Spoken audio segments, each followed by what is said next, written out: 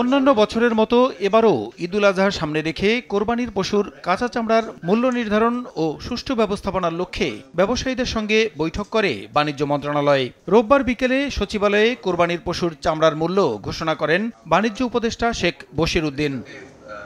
এবার প্রতি বর্গফুট গরুর চামড়ায় গত বছরের চেয়ে ৫ টাকা বাড়িয়ে ঢাকা ও ঢাকার বাইরের চামড়ার দাম চূড়ান্ত করা হয়েছে।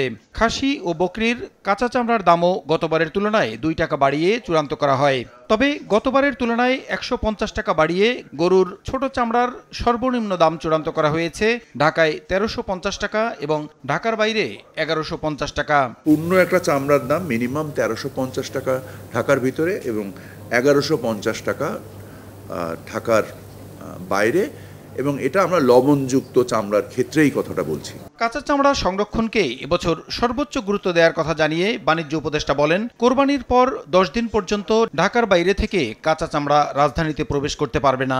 এদিকে কাঁচা চামড়া রপ্তানি সংক্রান্ত বিধিনিষেধ প্রত্যাহারের সিদ্ধান্তের কথাও জানান তিনি।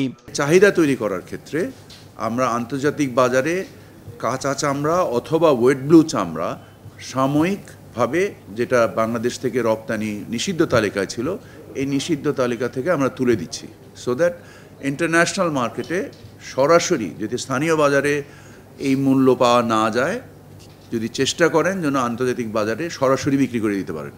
নষ্ট হওয়ার হাত থেকে কাঁচা চামড়া রক্ষায় এবার মাদ্রাসা ও এতিমখানায় ৩০,০০০ টন লবণ বিনামূল্যে সরবরাহ করা হবে বলেও জানান বাণিজ্য উপদেষ্টা। ৩০,০০০ টন লবণ আমরা সারা দেশে বিনামূল্যে। প্রসূন আশিস, সময় সংবাদ, ঢাকা। সরবরাহ করার সিদ্ধান্ত নিয়েছে সরকার।